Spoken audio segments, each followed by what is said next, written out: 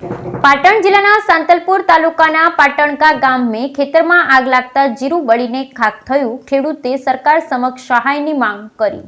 સાંતલપુર તાલુકાના પાટણકા ગામની ઘટના। ખેડૂતના ખેતરમાં અચાનક આગ લાગતા અફરાતફરી મચી। ખેતરમાં વિશાળ આગ ભભૂકી ઉઠતા ખેતરમાં જીરું બળીને થયું ખાખ। આગને કારણે જીરું બળીને રાખ થઈ જતા વ્યાપક પ્રમાણમાં ખેડૂતોને થયું નુકસાન।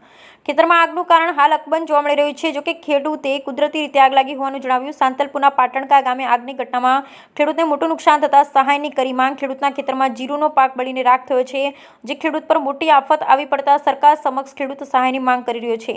પાટણકા ગામના ખેડૂત ગંગદાસભાઈ અજાભાઈ ખેતરમાં જીરું વાઢી ખરામાં રાખેલ ત્યારે ખેતરમાં જીરાના વાડમાં અગમ્ય કારણોસર આગ લાગતા જીરું બળીને ખાખ થયું હતું। ખેડૂત મોંઘા ભાવના બિયારણ, દવાઓ સહિત મજૂરી અર્થે કરેલો ખર્ચો હોય અચાનક જીરું બળીને રાખ થઈ જતા ખેડૂતને વ્યાપક પ્રમાણમાં નુકસાન। ખેડૂતોના જણાવ્યા પ્રમાણે ખેતરમાં 100 થી 125 મણ જેટલું જીરું થવાની આશા હોય। જીરું બળીને ખાખ થતા ખેડૂતને મોટા પ્રમાણમાં નુકસાન થયું હોય સરકાર સમક્ષ વળતરની માંગ કરી છે। Bureau report Anil Ramanu. શું નામ તમારું? મારું નામ બાબુભાઈ ગંગેશભાઈ, ગામ પાટણકા। આ 100 મણ જીરાનો ઢગલો હતો। એમાં કુદરતી આગ લાગવાથી બનાવ બન્યો છે। બાજુમાં નીચાળા ખેતર ભાગી રહેતા હતા, એને જોયું બાજુમાં આગ લાગેલ હતી। આમાં જે સરકારને વિનંતી છે કે જે પણ થાય સહાય કરે આમાં, કારણ કે મોંઘા ભાવનો બીજવારો, મોંઘા ભાવની દવાઓ, પછી આ હાલ મજૂરી જોવા તો ખૂબ ખર્ચો કરેલો હતો અને 100 હવા મણ જીરું થાય એમ હતું। 125ની કોરી મોરે પૂરો ઢગલો આખે આખો રાખ થઈ ગયો છે। શું નામ તમારું? ગંગાભાઈ અજાભાઈ, પાટણકા।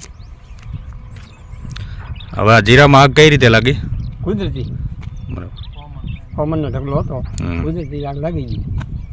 ભાગ્ય સાપી હતા નિશાળા ઠેઠ, નિશાળા હતા। સરકાર જે સહાય આપે છે,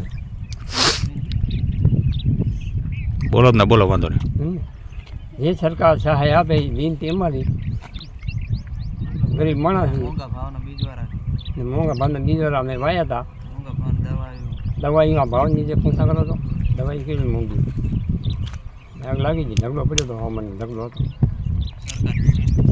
સરકારની વિનંતી અમારી, મહેરબાની કરીને અમને સહાય આપે।